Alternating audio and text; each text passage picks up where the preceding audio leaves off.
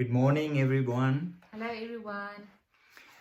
It's middle September, but we are dressed as if we're in the midst of winter because there's a cold spell moving in again and it is quite chilly on this side. Really blustery day. It's not a previous recording, it's a current recording. Yeah, 21st of September 2022. Yes. And it is, like the dead of winter. The theme today, simplicity or simple living. And talking about that, we realize that it's actually not that simple a subject. No.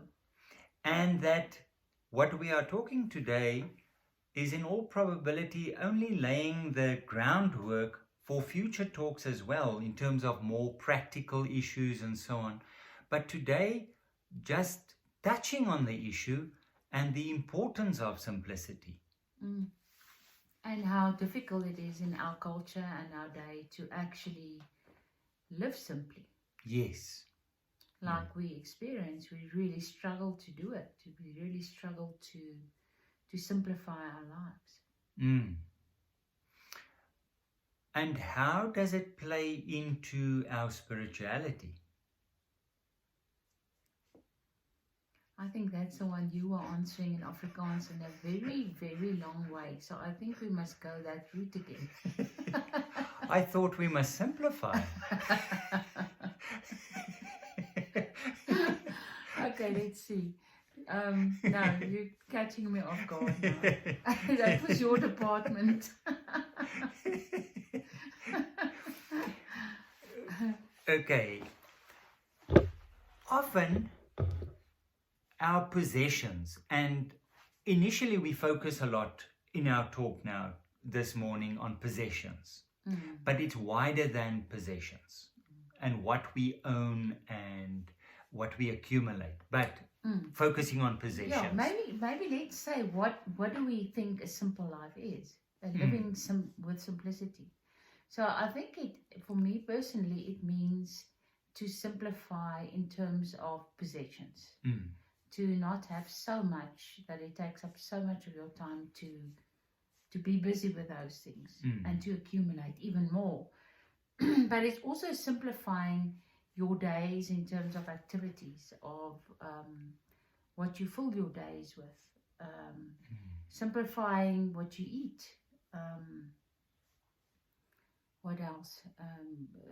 Simplifying your time so that there are more open spaces in your day. Yeah.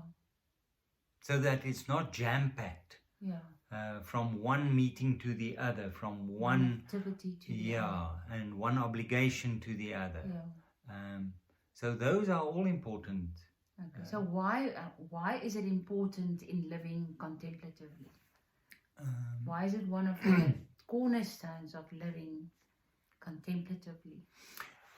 I would say in the first place, when we live where we constantly crave for more and more needs to be produced, and there's constantly new models on the market and so on, all that requires materials, resources that we take from earth.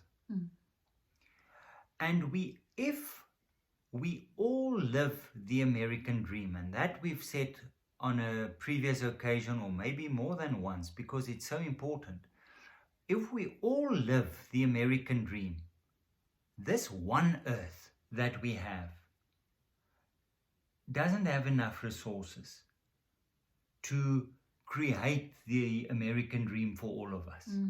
So it's a dream out of step with earth, its cycles and its resources. And if we say that our spirituality takes our surroundings and our earth and all the creatures that share this with us, if that's such an important aspect of our spirituality, then simple living plays into that. And we're not only paying lip service to that, but we're doing something about that. So that in the first place. And it ties into who we are in God and our identity in God and our sense of safety and being cared for in that relationship with God.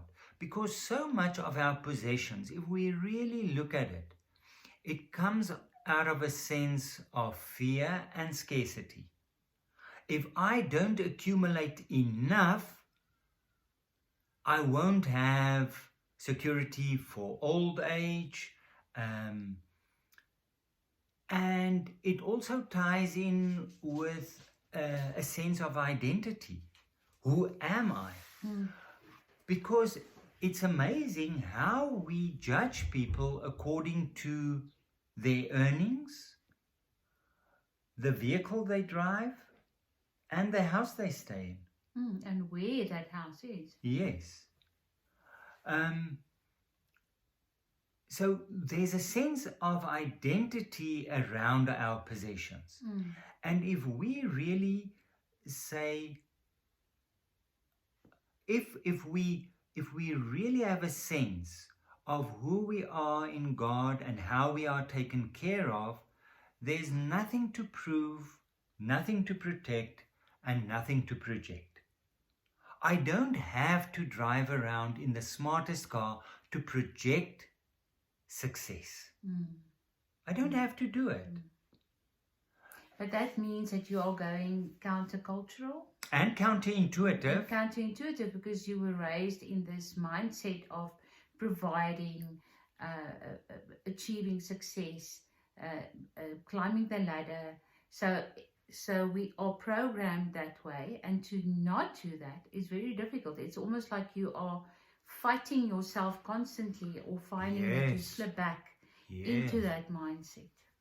Yeah, because we have this ideal, and here we are talking about simplicity and simple life.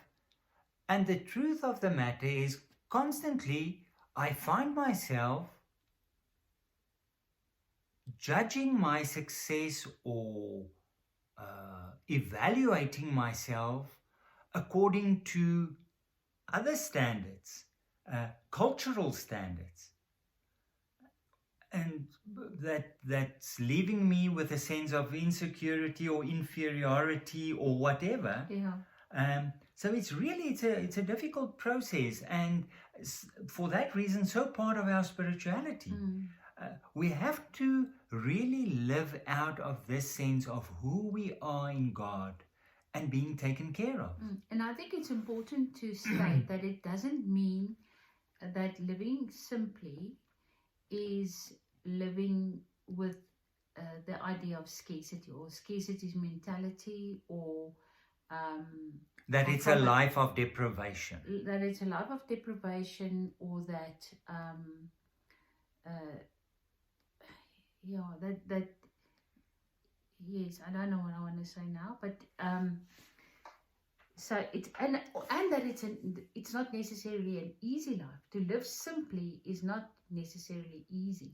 No. And not just in terms of the mindset that you keep on going back to, but also in terms of that you are willing to, say, plant a vegetable garden and care for that garden, or that you have fewer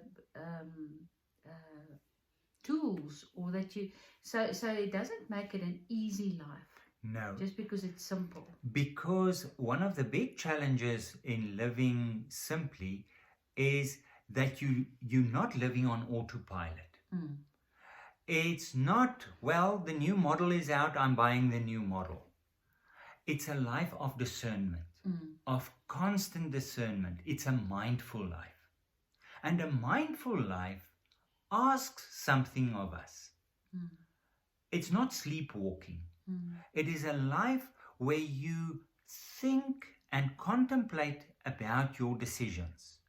What are the implications of me buying this? So in that sense, one has to be careful not to overcomplicate the life then as well. But it's this constant living in the moment, being present and being mindful, um, and coming back to not a life of deprivation, but a life of focusing what is most important for you. Yes, and I wanted to say that to say that you want to live more simply will mean different things to different people. What we Yes. really need in life. Yes. I might not need books, and you must have books. Yeah. So there's also that very personal and individual um, focus on, if we really simplify our lives, what are the things that I cannot live without, that I honestly feel forms part of who I am in essence, and that I practically need to make a living, or to live a life. Yes. And how does what I do have jar with that? Yes. Yeah. So that is a very, I think, long and mindful process to get there. Yeah. And it's not a process that you do in a week. It might be initially that you really say, now we have to throw out the excesses. Yeah, you might be moving. Yes. So it's a good opportunity to make things Yes. less. Yeah, you're moving to a smaller place. Yeah. So, and that's typically what happens, is that people then and have to make their possessions fewer. But we again talking about possessions mostly, but it also has to do with how we plan our days, how we fit appointments into our schedules, and how much white space we have to really appreciate a day. And something that we touched on in the Afrikaans conversation as well, and it's a sensitive issue, but in a lot of ways we start introducing our children into a complicated life by making their programs too full. With activities and after school, extramural activities. I often listen to what children are doing, and it's parents rushing from one activity to the next. So children grow up with a sense of a meaningful life is a life full to the brim, where we as parents, as adults, as grandparents, maybe the big luxury is to have white space and open time. That is wealth.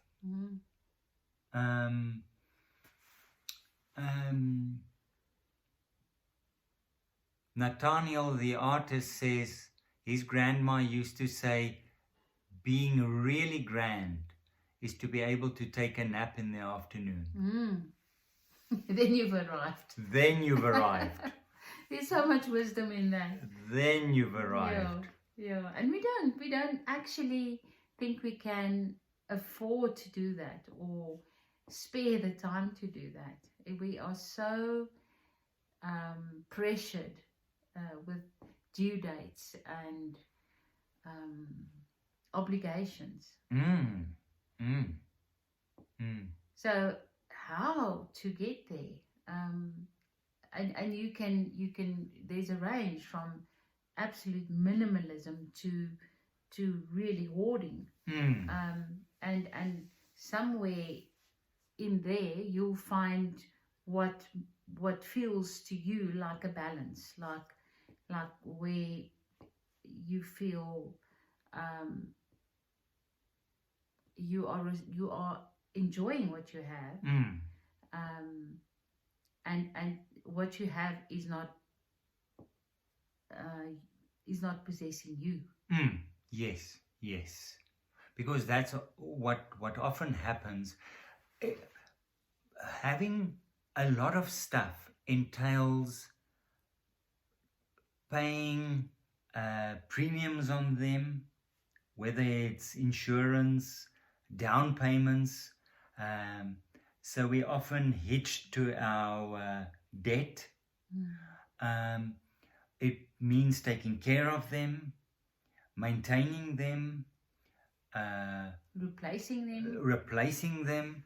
So in the end, we don't possess stuff, but the stuff possesses us. And it complicates our lives.